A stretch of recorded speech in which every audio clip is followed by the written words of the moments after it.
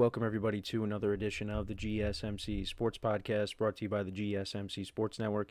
As always, I'm your host, Kenneth Gruenfelder, and it's great to have you guys here on this Friday, March 21st. We have a lot to cover on the show today. Before I get into all that, just want to remind you guys, as always, to tip or donate and get your comments recognized. Make sure to hit that super chat button in the chat if you want to see me acknowledge any thought or comment you may have throughout the live broadcast. It makes the show more lively, more entertaining between myself, the host, and you guys, the viewers. We appreciate you guys' viewership each and every day. So any contribution you can make to the show means the world to us as we put out content for you guys each and every day. And also, the other way to help out the show is by going to the link at the bottom of the show segment on the ticker, GSMCPodcast.net.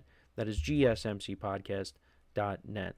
So let's get into what we are going to discuss for today. So we are going to start off the show. We're going to recap the games from yesterday, day one of March Madness. We'll take a look at the matchups for day two. And we'll take a look at some of the matchups also for this weekend, because some of them, I believe, have been finalized as well. I'll talk about how my bracket looks currently. One of them actually is doing really well. There's one that's not doing so well, but we'll get into that. We'll talk about, in the second part of the show, the Dodgers being essentially the next villain in baseball and why that's beneficial for the sport of baseball. We'll talk about Najee Harris, his recent comments on leaving the Steelers. He joined the Chargers this offseason. I wanted to talk about his comments on the Steelers. And we'll get into the 5-year anniversary of Tom Brady signing with the Tampa Bay Buccaneers and just the impact that move had on the NFL. And then in the final part of the show, I'll continue my season overviews. Today we will be covering the Buffalo Bills. So let's get into the first topic, which is discussing yesterday's games. And, there were some good games. I think the one surprising upset was McNeese over Clemson. Now, I actually had Clemson going to the Sweet 16. So that, of course, ended up costing me in my brackets. But that was an interesting game, to say the least, because you had Clemson was awful in the first half. Awful in the first half. They put up 13 points in the first half. And I was looking at when I was looking at the articles on the recaps of the game, I'm trying to see, because I took a screenshot of it because I wanted to read the stat. So, yeah, 13 points in the first half, and I wanted to see. I took a bunch of screenshots because I wanted to read, because it was comparing that first half to some of the other low-scoring first halves. And, so first of all, credit to McNeese, because that was their first ever NCAA tournament victory. And they made the tournament last year. They ended up getting knocked out. Will Wade, the coach, said that, they took it like it was a field trip last year instead of, being more focused. So, here they played really well in the game. Now, things got a little dicey at the end because Clemson had a late comeback, but they were still able to get the win. Clemson's, here it is. So Clemson's 13 points at halftime nearly set a record in the shot clock era. The fewest points in the first half of a tournament game is 10 by Wake Forest against Butler in 2001 and by Kent State against UNLV in 2008. Yeah, it was a very ugly first half for the Tigers. And you look at what happens in the second half for them. I think they put up 54 points in the second half. They outscored McNeese in the second half. I think it was 54 to 38. I mean, and they came that close. They ended up losing by 2. If the game went a little bit longer, they, probably come back and win that game. But you could tell, like, McNeese was getting to the basket. They were having their way in the paint in this game. Looking at the stats, both teams really didn't shoot the ball well. McNeese shot the ball 43.5% to Clemson's 36.8%. So that's not great. 3-pointers, I mean, yikes. I mean, McNeese was 4 of 19. Clemson was 9 of 30. Free throws, McNeese wasn't very good. They were 50%. Clemson was 84%. McNeese out-rebound them. Turnovers, also played a big role. McNeese got 19 points off turnovers. But, it's just they did not show up in the first half. And had they played a decent first half, they win this game. But it was just too little, too late. But congratulations to McNeese on moving on. That was definitely the biggest upset of the day. And taking a look at some of the other games, so Creighton and Louisville got us started off. Creighton basically had control of that game the whole way against Louisville. Had a very good game, career high in points out of one of their guards. Neal, he had 29 points, 12 rebounds, 6 assists. Shot the ball very well, 11 to 16. Colt Brenner had 14 points, and Ashworth had 22 as well. But yeah, they pretty much had control. I mean, Louisville was kind of getting themselves back in the game, but this game never really got very close at the end. Creighton, like I said, had control of the game for the most part. Looking at the 1 seed, so we did have a couple of 1 seeds play yesterday. Houston, they won 78-40 in their matchup. Auburn, they beat Alabama State 83-63. In the beginning, it was looking a little dicey. You also had Amar Knox. He was kind of trash talking with the Auburn bench early on. But Auburn, they took control of that game. Their top scorer in the game was Miles Kelly with 23 points. So they move on. They'll be playing Creighton, and a lot of people have Creighton upsetting Auburn, and I am one of those people. So I'm probably going to end up being wrong. Purdue won their matchup 75-63. That game was close for a little bit. Wisconsin won 85-66 over Montana. Gonzaga, I mean, they were up. They took a massive lead early on. They were up 13-0 before Georgia's first basket. It got to as much as 27-3. And then at the half, it ended up being 48-27. They ended up winning 89-68. BYU won their matchup against VCU 80-71. That was, I think, another one where a lot of people had VCU upsetting BYU. Arkansas Kansas was a very good game. That was very entertaining. Towards the end of the game, they're trying to inbound the ball, and they had to waste 2 of their timeouts at the end. And Calipari was really upset with that, how that was handled. But that was a very close game. That came down to the end. But John Calipari, he moves on, and it's going to be him against Rick Pitino. Arkansas against St. Johns. So I'm looking forward to that game. Tennessee won their matchup as well, 77-62. Texas A&M, a lot of people were picking Yale to upset them. I was one of those people. Texas A&M ended up winning 80-71. Drake won against Mizzou 67-57. An 11 seed upsets a 6 seed. I mean, they had 30 wins coming into the game, and they finished in first place in their conference.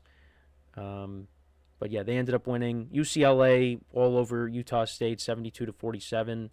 St. John's winning 83-53. Like I said, they'll be playing Arkansas. Actually, another very close game. You had UC San Diego against Michigan. That came down to the last shot. I mean, they almost tied the game at the end. Actually, UC San Diego took the lead late at one point, but Michigan was able to come back and hold on. Because it was the tale of 2 different halves. Because Michigan outscored UC San Diego 41-27, and then UC San Diego outscored Michigan 38-27. Because I believe they did take the lead. Yeah, they took the lead late. It was 65-63, but then Michigan scored the final 5 points of the game, and they won by 3. And then Texas Tech winning 82-72. So they move on as well. So for today's matchups, now let me see. Is there any matchups that got finalized for Saturday? Actually, yeah. So we do have plenty. So McNeese is going to be playing Purdue. St. Johns is going to be playing Arkansas. I'm looking forward to that. Michigan against Texas A&M. Drake against Texas Tech. Creighton against Auburn. BYU against Wisconsin. Houston against Gonzaga. And then Tennessee against UCLA. So that's what we got so far. And then for today's games, so starting at 12:15 Eastern Time, you got Baylor against Mississippi State. Alabama will be playing against Robert Morris. So I have Alabama and Mississippi State winning both of those games. Iowa State against Lipscomb. I got Iowa State winning. Duke is playing Mount St. Mary's. Got Duke winning. Memphis and Colorado State's interesting. Memphis is actually an underdog in this game. I did have Memphis winning. I picked St. Mary's against Vanderbilt. I do have UNC winning over Ole Miss. I actually have UNC going to my Sweet 16. So, we'll see what happens there. I think I have Grand Canyon upsetting Maryland. I had them advancing a couple rounds last year as well. They actually did win their first game last year. I got Florida winning, Kentucky winning. I do have the Lobos knocking off Marquette. I had Marquette in my Final Four last year. I think I have Arizona over Akron. UConn I have winning. Michigan State I have in my Final Four. I think I have Oregon winning, and then I have. I'm not sure. I have to double check. Do I have Xavier knocking off the Illini? I think I do. But I've done a few brackets, so one of them I have it one way. Just want to double check here. So I think. So looking at that matchup, oh no, I do have the Illini knocking off Xavier. So we'll see what happens there. But some entertaining games yesterday. Let's see what today brings us. Let me know what you guys think about the games from yesterday.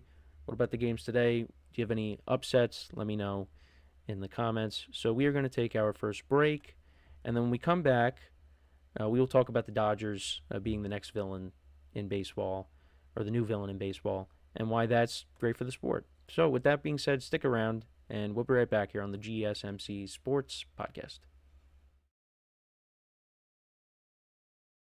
I feel like I'm losing my mind.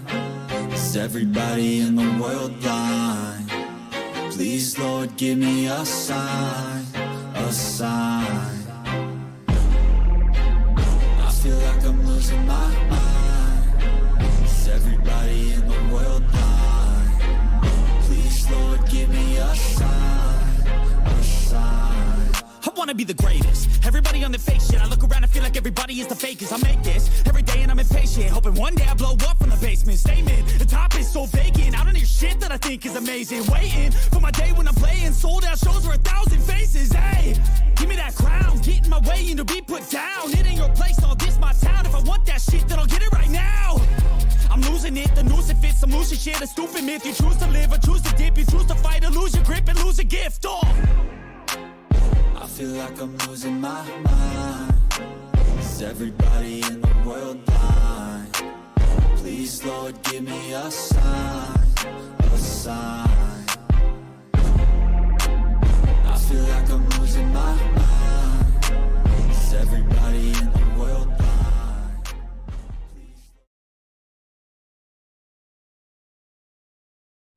All right, and we are back here on the GSMC Sports Podcast, and for the second part of the show, we are now going to talk about the Dodgers and them being the next villain, the new villain of baseball, and why that's good for the sport.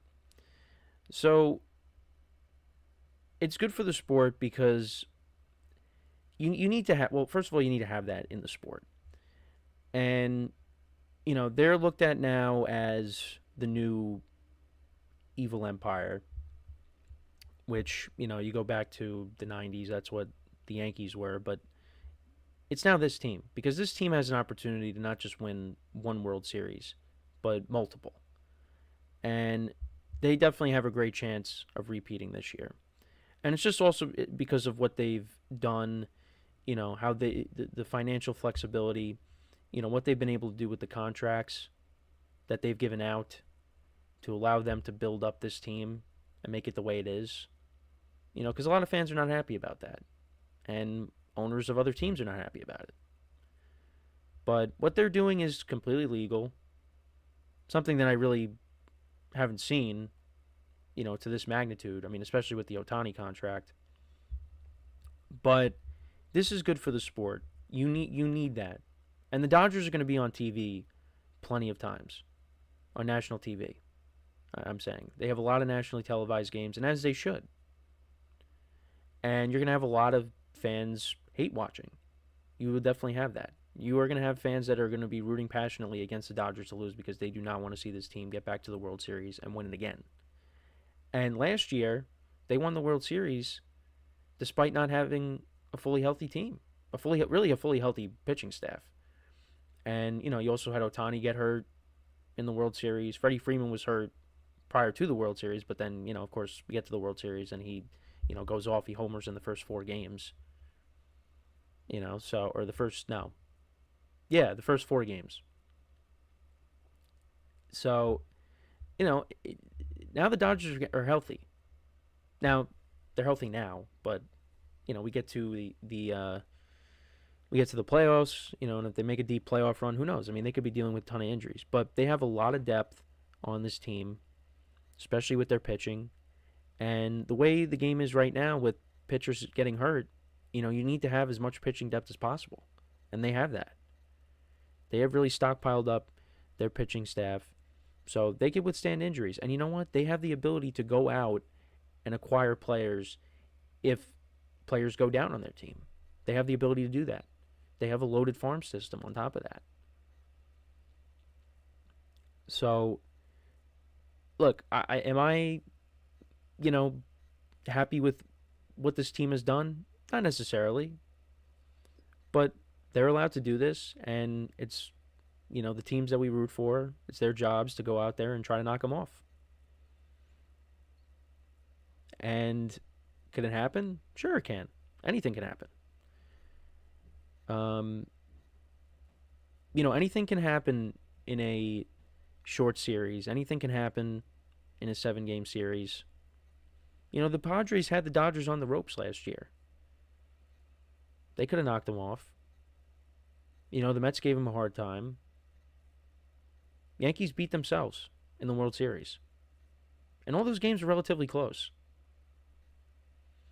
So it's not, it's not impossible. I mean, now we'll see how it is with, Ohtani pitching and Sasaki and Glasnow and Snell, now being in the rotation. But, the Dodgers, every team is beatable. Like this, the Dodgers are not going to go 162-0. But I think baseball is at its best when you have a team like this to root against. You go back to the Astros and the sign stealing scandal with the trash cans. Now, I think that got ruined because of the pandemic. Because everything came out, right before the 2020 season. And, you were going to have a heck of a season with that because you're going to have, fans coming to the games, packing up these stadiums and booing the Astros like crazy.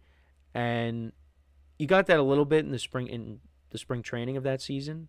But then, of course, everything shut down and they came back and there was no fans. So fans didn't have the opportunity. The only chance they really got at booing them was booing them through the TV. So then the following season, there was a little bit of that. I mean, as a Yankee fan, there was a lot of that because, that's what Yankee fans do. And sometimes, as a fan base, they need to learn. I'm not one of those fans.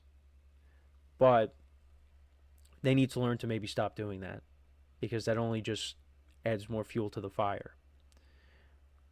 But yeah, that was a missed opportunity. I'm not saying like the Dodgers are going to be getting booed at and fans are going to be throwing stuff at them, but it's people are going to want to come and watch the Dodgers if they're visiting their team, and like if they're on TV, like I said, hate watching is going to become a thing with this team. I mean, it already has been, but now it's only going to be that even more. So it's just you need that for this sport. This sport needs that. And I don't know what's going to happen after 2026. There could be a work stoppage. And that could really, I shouldn't say there could be, but there is going to be. And I don't know how badly that is going to impact the sport as a whole. Will the sport be able to come back from that? I mean, we were having these same conversations, a couple years ago, but they ended up starting on time. So maybe that's the same case here. Because I remember when that was going on, there was a lot of negativity. It was, they're not going to play games. They're going to miss a large chunk of the season. The games are going to be missed. They ended up missing no games. Now, what ended up happening was the first week of the season ended up getting tacked on later on that year in 2022. But there's going to be things that are going to be discussed that I don't believe really were discussed when they were trying to negotiate the last CBA. And that's mainly adding a salary cap to the sport. Because you see these salaries going up and up. And, you look at the contracts Ohtani got, and now you see what Juan Soto got. It's getting too much. Well, it has been getting too much. So, if they miss a significant amount of time following the 2026 season, how is baseball going to be able to bounce back from that? So that's why you got to take advantage of these next couple of years between now and next year, because who knows what happens after that. But look, I'm going to give the Dodgers the respect they deserve. They're a very good team, and if they're on TV, I mean, you got to watch it. You got to watch them play. They're a fun team to watch because they have all these great players. They got Ohtani and Freeman and Mookie Betts, and two of the three players I just mentioned didn't even play in the Tokyo series. But the pitching is what I'm looking forward to watch too. Like when Ohtani takes the mound for the first time, that a lot of people are going to be locked in to see that. And when Sasaki pitches and when Yamamoto pitches. And I saw a headline that said there's even more Japanese players that the Dodgers are interested in signing. And they probably will end up getting them. Like I've said on previous shows, the one thing that really annoys me, it's not even just the money thing. It's just the fact that these free agents kind of toy with these other teams just to go sign with the Dodgers. That's what bothers me. And I'm going to keep saying that. Like, if Sasaki wanted to sign with the Dodgers, if his full intention was signing with the Dodgers, then just sign with the Dodgers. Because the Dodgers are going to offer, other than Steve Cohen, Dodgers are going to offer you the money you want. So that's one thing that bothers me. Also, Teoscar Hernandez bothers me just because he's so good. I mean, he's not as good as, the guys that bat in front of him, but he's a Yankee killer. He's a Yankee killer. Maybe one day he'll end up on the Yankees when he's like 34. But let me know what you guys think though about the Dodgers. How do you feel about them being the new villain in baseball? I think it's good for the sport. I think you got to have that. So Before we go to break, though, just want to remind you guys once again to tip or donate and get your comments recognized. Make sure to hit that super chat button in the chat if you want to see me acknowledge any thought or comment you may have throughout the live broadcast. It makes the show more lively, more entertaining between myself, the host, and you guys, the viewers. We appreciate you guys' viewership each and every day. So any contribution you make to the show means the world to us as we put out content for you guys each and every day. And also, the other way to help out the show is by going to the link at the bottom of the show segment on the ticker, GSMCPodcast.net.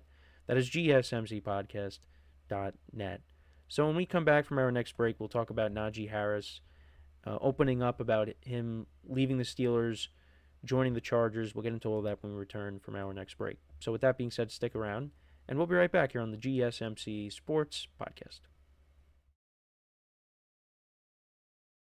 Looking for your daily fix of sports talk without having to pay for it? GSMC Sports Network is available on YouTube. Just search GSMC Sports Network. Get your fix of daily sports talk shows on YouTube, absolutely free. NFL, college football, NBA, MLB, MMA, UFC, fantasy football, and so much more.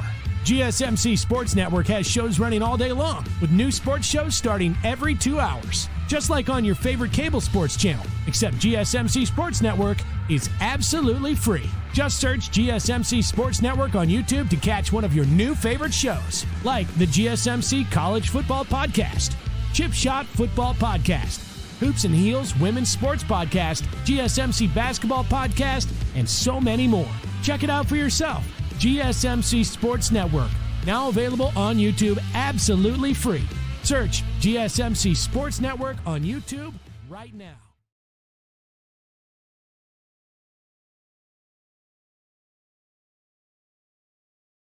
And we are back here on the GSMC Sports Podcast. And for the third part of the show, we're now going to talk about Najee Harris. Talking about the Steelers, he recently joined the Chargers. He will be their lead back as of right now, going into the 2025 season. But I wanted to get into what he said about the Steelers, about his time in Pittsburgh. So this is what he said. It was just a team where we lost Ben Roethlisberger. We lost the O-line. We just didn't know anything on offense, really. We didn't have an identity. We had a young guy coming in at quarterback. I was young. The team was young. I really didn't have nobody to almost learn from on the offensive side. I think the veteran guy on that team was a 2-3 year vet, and he's still learning himself. And I'm coming in, I'm just trying to look for people to pick their brain, and it was just defensive guys. So I go to the defensive guys and talk to them, but they wouldn't be too much. They could tell me about offensive things. So through my years, I've learned a lot that only I learned firsthand. And I feel like in LA, like we've got a lot of veterans that I can learn even more stuff from, even at the quarterback position and the O-line position. So it was an interesting year there. I'll say that. Interesting year. Yeah, but he also just, like I said, they just didn't have an identity. That's the main thing he said. And the Steelers, you know, since Ben Roethlisberger retired, they have really failed to, you know, develop an identity on offense. You know, they've been going through many different starting quarterbacks since Ben retired. You know, they drafted Kenny Pickett. They had Mitchell Trubisky start initially, and then Kenny Pickett came in. And then in 2023, you saw Kenny Pickett start, then he got hurt. Trubisky comes in, he gets benched, they put in Mason Rudolph, and then you had Justin Fields and Russell Wilson. They have failed to figure out the starting quarterback position. And now who knows what's going to happen. They brought back Mason Rudolph, and we're waiting to see on if they bring in Aaron Rodgers, if Rodgers goes there, or what something else happens. Like, do they take a Jackson Dart? Because that's a guy that apparently there could be as much as 4 quarterbacks being taken in the first round. I think you'll see maybe at least 3. I think Jackson Dart is going to find himself being taken in the first round, but I think you'll see him maybe being taken a little bit later.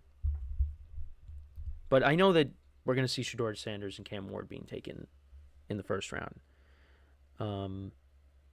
But Jackson Dart could be a candidate that gets taken by the Steelers, and he's, you know, if they roll with Mason Rudolph to start the year, he starts, and then you have Dart sit behind him. But, yeah, it's been a problem. What's really kept the Steelers afloat, you know, what's kept them, in their position where they're finishing with a winning record and making the playoffs is coaching, and it's the defense. The offense complements the defense. If you compare the two units, well, you can't really compare offense and defense, but what's the stronger unit? It's their defense. Their offense is able to get by, and, sometimes they'll have good games, but for the most part, it's not an elite offense. Like, you want to talk about an elite offense, you go back to the Ben Roethlisberger, well, at least my time watching football, it was Ben Roethlisberger, Antonio Brown, and Le'Veon Bell. That was an elite offense, and that slowly fell apart because of certain reasons. Strong personalities, we'll just say that. It's just they have not been able to find a replacement for Ben, and it's just because, like, hey, we praise Mike Tomlin and the Steelers for always finishing with the winning record, but you know what that does? That has them picking in the 20s, and they're not able to take a top quarterback. And now that's why they're trying to, tape things together. That's why they go out, last offseason, and they bring in Fields, they bring in Russell Wilson, and, they still end up in the same place. You thought things were going to be a little bit different because they got off to a good start. Then they made the switch to Russ, and Russ was playing well. The team was playing well. They were, they looked like they were going to host a playoff game. They looked like they were going to win their division. And then they lost 5 straight games, including the playoff game against the Ravens. And, look, Najee Harris, I think, was, he was decent for the Steelers, but I don't think he really, he didn't elevate that offense. He seemed like he's always been kind of slow. There was a lack of explosive plays with Najee Harris. He was a bruiser. Now, we'll see what happens now when he goes to the Chargers. Maybe they unlock something with him, and he looks like how he did with Alabama. But yeah, he never really had those explosive plays with the Steelers. But I think with the Chargers, maybe change the scenery. Maybe he does better. I wouldn't be surprised. But I don't disagree with what he was saying there. I do think you could also say that it's just a player that, is maybe a little bit bitter about, not being brought back. But I think there definitely is validity to what he's saying. And, it's just been a problem for the Steelers for a long time. Now, you got George Pickens that has a lot of talent. They just traded for DK Metcalf, although it's possible George Pickens could end up getting traded. That's still on the table. But we'll see. But we've talked about the Steelers plenty of times. They lack elite level talent on that side of the ball. And you know what? They do have a lot of young players on this team. Who is a leader on the offensive side of the ball? Now, you could say, like, Russ tried to take over the leadership role. But before Russ got there, you got Kenny Pickett, started, towards the end of 22 and in 2023. George Pickens is young. Pat Fryermuth's a young player. Najee Harris, Jalen Warren, you got this young offensive line. There's no more Pouncey. There's no more DeCastro. There's no more Villanueva. There's no more Heath Miller. There's no more Ben Roethlisberger. All these veteran guys that we saw prior to this new era, they're all gone. So, it's up to the young guys to trying to figure it out on their own.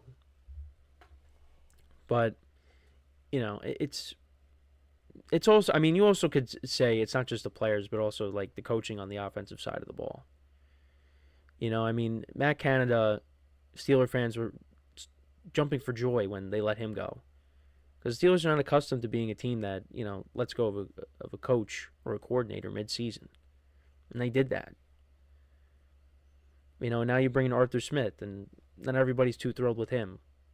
And, Russ wasn't too thrilled with him because apparently their relationship was sour towards the end of the year. And now that also is kind of one of the reasons why Russ might not be coming back to Pittsburgh, along with, them trying to get Aaron Rodgers. But, that's just how it's been as of late. So I do think, like I said, there's validity. But you could also say it's just, again, a player that is just, a little bit sour on leaving and going to another team.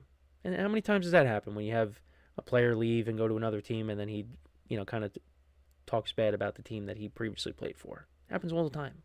Happens in every sport. But it is a problem, and the Steelers got to figure it out. There's a lot of Steelers fans that would rather the team just tank for a year, get the right quarterback, and then, come back to the following season. Which, look, I mean, as a Giant fan, you have a different perspective on things because the team has been so poor for so long that you'd be fine with just being mediocre and being able to make the playoffs every year. Because that's what the Steelers do, for the most part. Make the playoffs every year, finish with around a winning record. They play competitive football. If you're a New York football fan, you have not seen that, unless you want to count the Bills. I mean, the Bills technically are really the only team that plays in New York, except they're, way upstate New York. The other two teams, they share a stadium. They play in New Jersey. So, yeah, I mean, that's, in that respect, I'd want to be that kind of team. But I get it, though. Because you know what? Steeler fans, they have similar expectations to, the team behind me that you see on the wall. It's all about championships. And the Steelers have not won a playoff game since 2016. It's a long time. And I have said it many times doing these shows. I was in high school the last time they won a playoff game. And it's got to change. And who knows when it's going to change. I don't think it's changing next year if you have Mason Rudolph playing quarterback for you. If he's starting at quarterback day one. It's not happening. But like I said, Steeler fans would be okay with that. If they end up being bad and you draft the right quarterback, depending on it also depends on what they do in this upcoming draft, because they could also take a quarterback in the late first round with their first pick. But we'll see. But let me know what you guys think, though, about what Najee Harris had to say. Do you agree with his statement? I think you do. I agree that the offense lacks identity. So, we'll see what happens. With the draft coming up, what the Steelers decide to do. What are they going to do? Are they going to bring in Aaron Rodgers? Is Rodgers going to make his decision yet? It seems like we're still playing the waiting game on that. So when we come back from our next break, we will talk about believe it or not, the 5-year anniversary of Tom Brady leaving the Patriots to join the Tampa Bay Buccaneers. We will get into that when we return from our next break. So with that being said, stick around, and we'll be right back here on the GSMC Sports Podcast.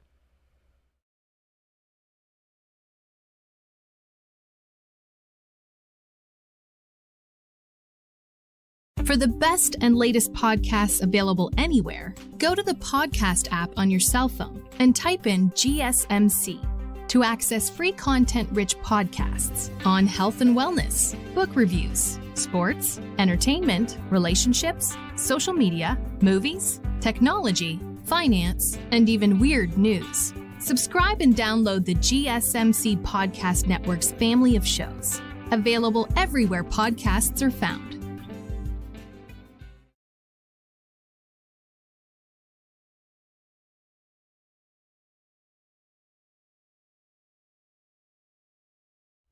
And we are back here on the GSMC Sports Podcast. And for the fourth part of the show, we are now going to talk about Tom Brady joining the Buccaneers, the 5-year anniversary of that move. First of all, I can't believe it's been 5 years, but here we are. And yeah, this was a big deal. It was actually such a big deal that I wanted to bring up something that my friends did. And they came very close to being Bucs fans for the duration of the time that that Tom Brady was a Buccaneer. So I forget where. I think they were at like a Buffalo Wild Wings, and they put together this contract that they all signed. And it said that if Tom Brady joined the Buccaneers, now this again before he signed with the Bucs, if Tom Brady went there, if Antonio Brown went there, and if they drafted J.K. Dobbins, so they ended up being if all of that happened, they would have been Buccaneers fans the entire time he was with the Buccaneers. So they were a J.K. Dobbins away from abandoning their Giants and Jets fandoms and joining the Buccaneers. Could you and they tweeted about it, and actually Buffalo Wild Wings responded to their tweet because my friend tweeted out the contract. I'm surprised it didn't blow up the way it did. It didn't or it didn't really blow up that much. Thought it would get more traction, but I guess not. So yeah, they ended up not being Buccaneers fans because J.K. Dobbins ended up getting drafted by the Ravens. But this was a big deal. I mean, Tom Brady was one of those guys that you just thought was going to stay in the same uniform forever. When you look back at Peyton Manning and Aaron Rodgers, Matthew Stafford, those guys that ended up switching teams, you thought they were going to stay with the same team forever. And it just didn't happen. For different circumstances, of course, for each. But, it's 2019. Patriots get knocked out by the Titans in the first round. And it seemed like things were not on the best of terms between Tom Brady and Bill Belichick. Obviously, things have changed now. Everything's water under the bridge. But Tom Brady was leaving New England. And where was he going to end up going? And you started hearing the Buccaneers.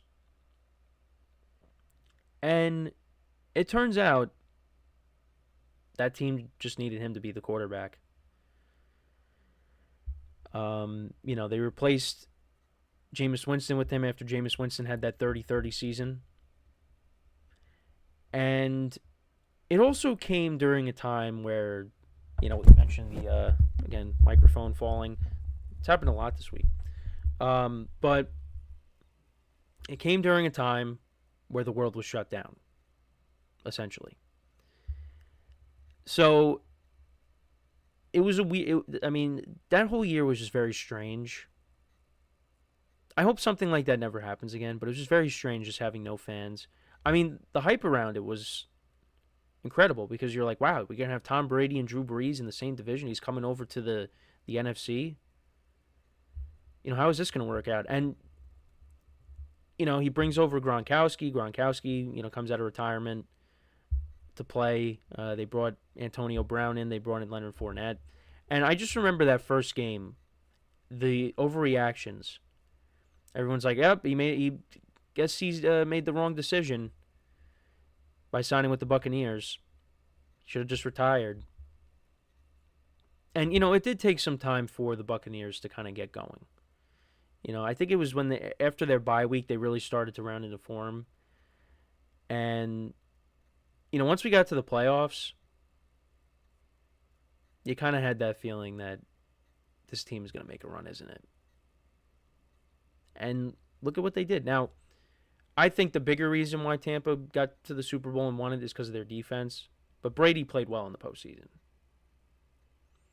And he was able to go and be part of a team that knocked off Drew Brees, knocked off Aaron Rodgers, who won the MVP, and then he knocked off Patrick Mahomes, who was trying to go for his second Super Bowl and try to win back-to-back before they eventually did it.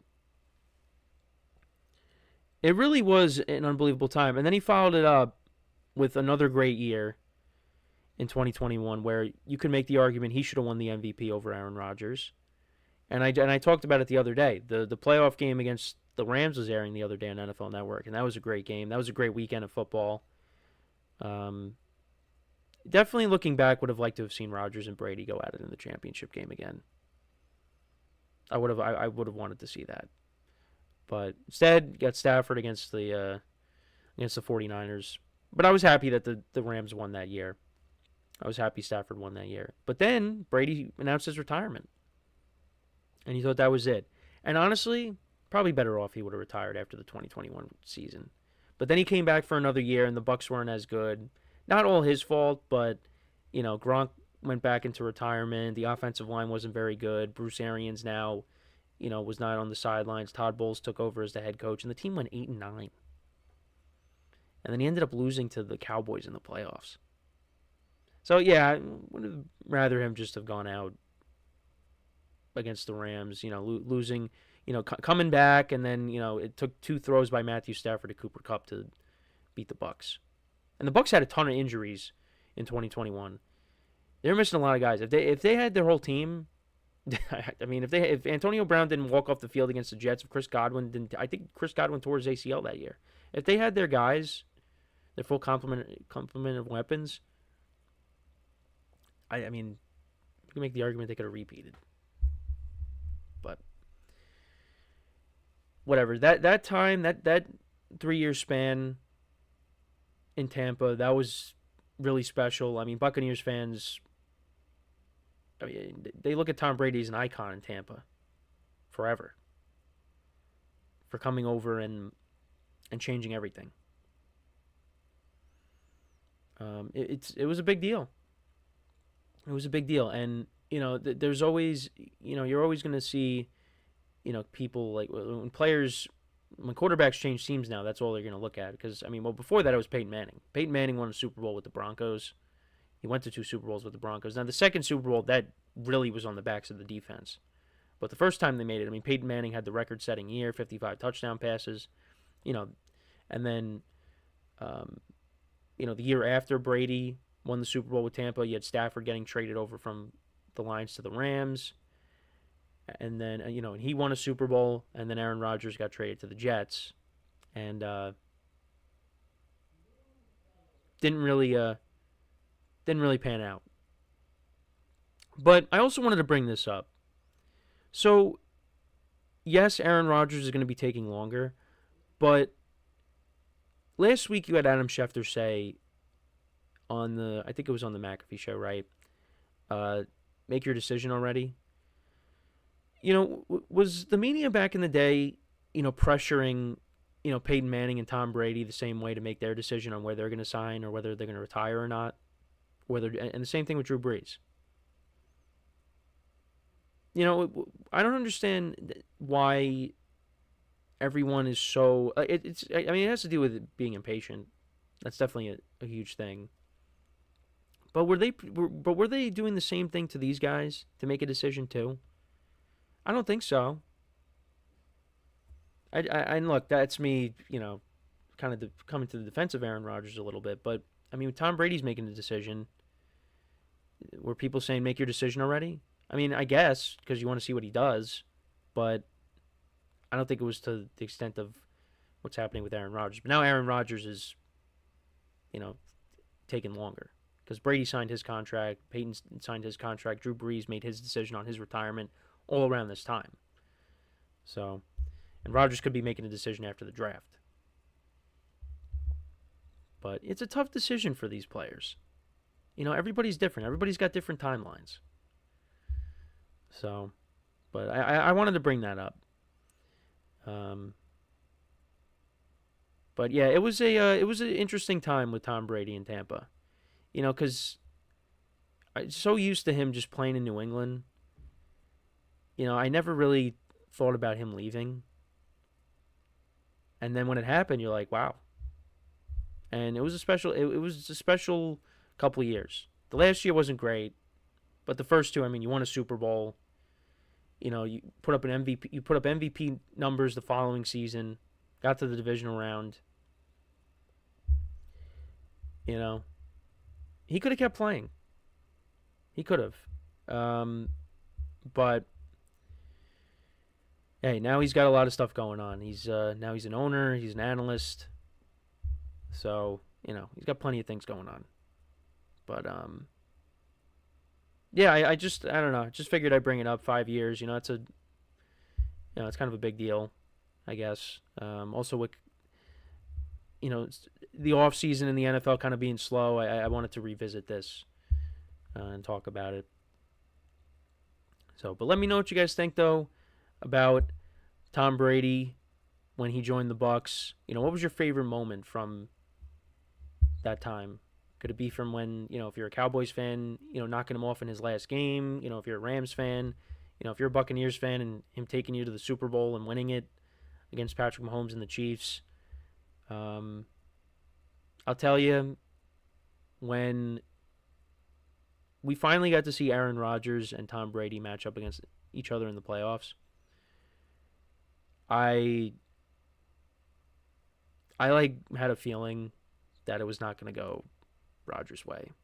I just had a feeling that you just kind of, the writing, in my opinion, was kind of on the wall that it was going to be the Bucs that were going to come out on top.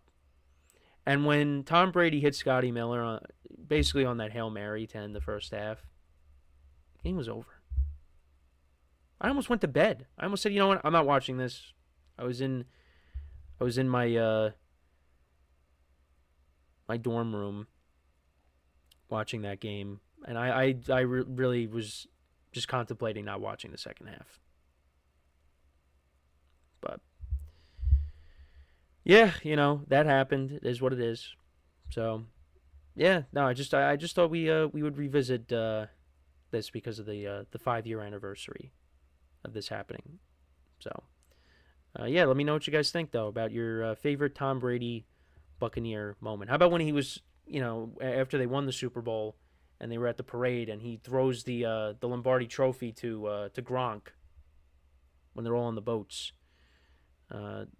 Thankfully Gronk caught that. Otherwise, the Lombardi Trophy would have been, they would have had to get a dive team there to get it out. But yeah, so we're going to take our final break of the show now. And then when we come back, we will talk about the Bills. We will take a look at their season and talk about what they've done in the offseason so far as well. So for one final time today, make sure to stick around, and we'll be right back here on the GSMC Sports Podcast.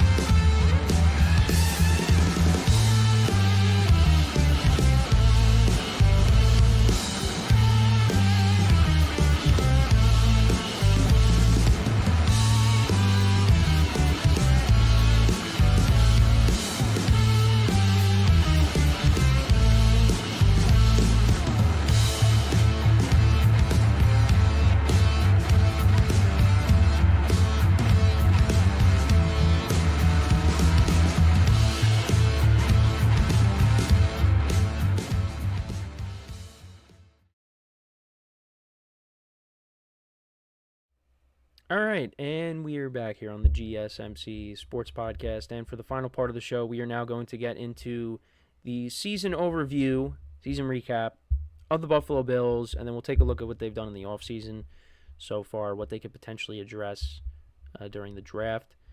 So going into the year, I had the Bills making the playoffs. I had them as a wild card team because, to bring up, once again, thankfully, this will probably be the last time I ever bring this up, but I had the Jets winning the AFC East. And I started drinking the Kool-Aid on the Bills not making the playoffs early on in the offseason because, they let go of so many guys. But then I kind of came back a little bit and said, you know what, I can't not have them in the playoffs. So I had them winning 10 games, making the playoffs. Now, not only did they win more than 10 games, they won the division, and they also had Josh Allen, who won MVP. They ended up going 13-4. They got the 2 seed, and they got off to a roaring start. they started off the year 3-0. They had a comeback win against the Cardinals. Josh Allen had 4 touchdowns in the game, 2 passing, 2 rushing. They won 34-28, comeback win. Then you had the defense pick off 2 or 3 times. Allen didn't have a monster game, but they ended up winning that one 31-10. And then they were all over Jacksonville, 47-10. Josh Allen, 4 touchdowns in the game, was their leading rusher. But then they went to they slid a little bit, because then they went up against the Ravens and the Texans. They lost both of those games. They got destroyed by the Ravens, 35-10. Derrick Henry had almost 200 yards rushing in the game. I had that big run early on in the game. Josh Allen was not great. The Bills really, as a whole, were not great in that game. And then the Texans, they lost a relatively close game, 23-20. I think it was a game-winning field goal. Yeah, Kymie Fairbairn, a 59-yarder to win the game. So the Bills dropped a couple games, and you thought, oh, that's not good.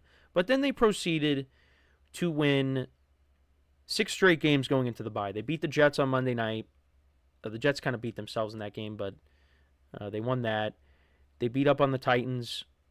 They beat up on the Seahawks in Seattle. They won on a late field goal by Tyler Bass against the Dolphins. They beat the Colts 30-20. And then this was the game of the year at this point, and that was the Chiefs and the Bills. Chiefs visiting the Bills. This is the first time that Patrick Mahomes is playing Josh Allen in the regular season with fans in Buffalo. And the Bills got the better of them because Josh Allen had that signature play on the 4th and 2 that put them up 29-21. They kicked the extra point. So, they put them up by 2 scores. And the Bills were able to win that game. And you thought, okay, could this be the Bills' year? So then they went into the bye week. They come out of the bye week, and they play that snow game against the 49ers, where Josh Allen not only throws a touchdown, but he has a receiving touchdown on the same play. And that's why I ended up getting eliminated from my fantasy playoffs in one of my leagues. But then you also had the Bills as a team run for over 200 yards against the Niners. And, so that got them to 10-2 at that point. Then they got upset by the Rams. That was a very high-scoring game, 44-42 the final score. Josh Allen had 6 total touchdowns in the game. He had 342 yards passing, 3 touchdowns, no picks, had 3 rushing touchdowns. Khalil Shakir, 5 receptions for 106 yards and a touchdown. But yeah, they ended up losing that, so their winning streak got snapped. But then they played the Lions the following week, and they won that game. Josh Allen, 4 touchdowns in the game, 2 rushing, 2 passing. He almost had another touchdown pass where it was like, a jump shot, but there was a penalty on the play, and they called it back. But yeah, Bills ran the ball for almost 200 yards in that game, so they knocked off the Lions. They came back against the Patriots. They were down early in that. They won.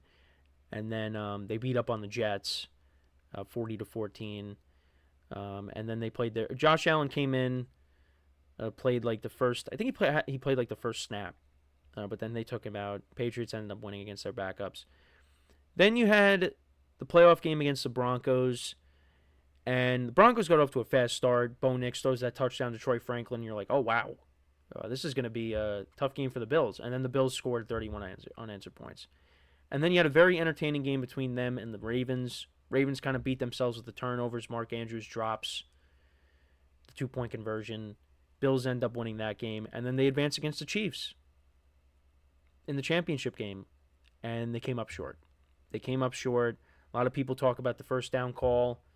Thankfully, that hopefully won't be a problem anymore. But, Josh Allen played well in the game. And, he had a chance at the end when he threw that, heaved up that pass that Kincaid couldn't come down with. It's just the Chiefs own them in the postseason.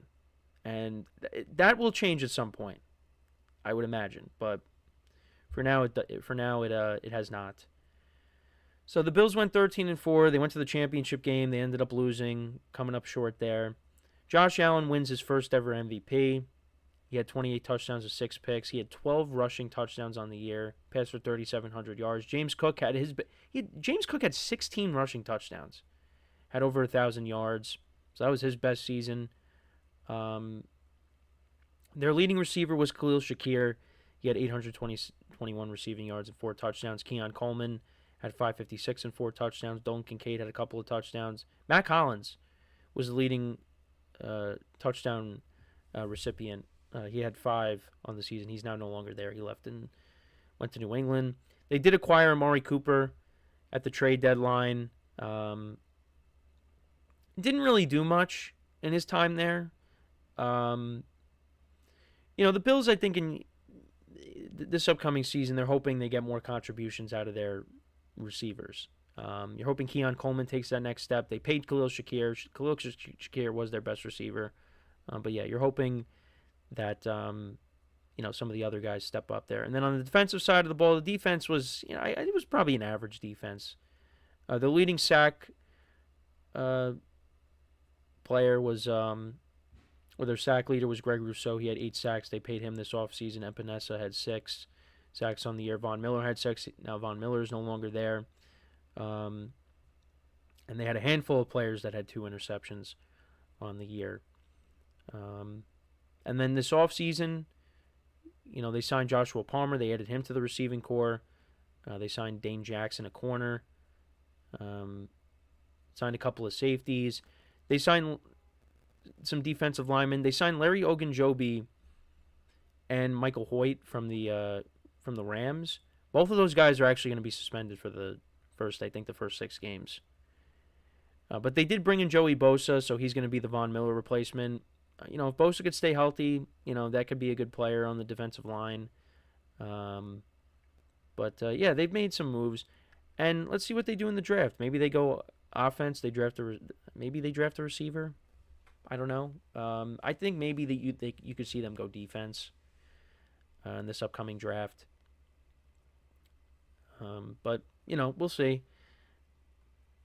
Not a lot of splashy moves that they've made this offseason. I mean, I guess you could throw Joey Bosa in there on a 1-year deal. But this was a year that the Bills were looked at as a team that, wasn't really in the conversation of being in contention, and they made it all the way to the championship game. And a lot of credit has to go to Josh Allen and what he was able to do. He carried that team. And, he's one of those guys where if you take him off the Bills are not a playoff team. They don't even come close to the playoffs without Josh Allen.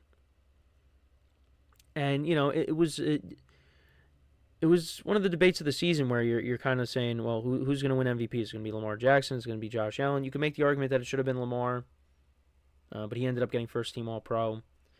I thought they were that stretch between the Rams and Lions games, I thought that was a stretch where I was like, Josh Allen won the MVP.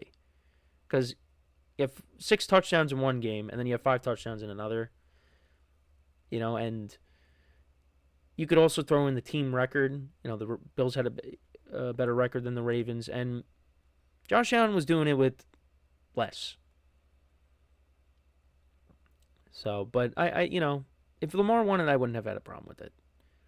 But you kind of got the sense that Josh Allen was going to get the MVP, and rightfully so. He deserves it. Now it's about getting that Super Bowl ring at some point. We saw Jalen Hurts finally break through in this Mahomes era and win one. Now let's see who's the next guy to do it. Could it be Josh Allen? A strong possibility of that happening, but just as long as they don't run into the Chiefs, because it seems like every AFC team has had a problem with the Chiefs as of late. But let me know what you guys think, though, about the Bills. What are some of your early expectations going into next year? Who do you think that they are going to target in this upcoming draft? Let me know in the comments. But that is pretty much it for the show for today. Thank you guys for tuning in. Make sure to check out all the other shows as well on the network. I hope that, for the most part, your bracket is still intact. Mine is. Had a couple of Sweet 16 teams go down, like I said, with Clemson and Missouri as well. But hopefully, Duke doesn't lose today. Do not need to see them lose because I have them winning the whole thing in the majority of my brackets. Just as long as my Final Four team survives, as we move along here in the tournament. But We do have baseball coming up next week. Baseball is starting next week, so there will be some predictions. Going to take a look at some of these teams this weekend to get more familiar with the rosters. Because obviously I am not, all over every single team, but we'll make our predictions. Maybe a World Series prediction, and opening day. I know we just had it, but now everybody else starts next Thursday, so less than a week away. So I can't wait for that. And we'll see what happens this weekend with March Madness. Should be fun. And so until next time, I'm Kenneth Grunfelder signing off from the GSMC Sports Podcast, brought to you by the GSMC Sports Network. Have a good day, and I will talk to you guys tomorrow. Take care.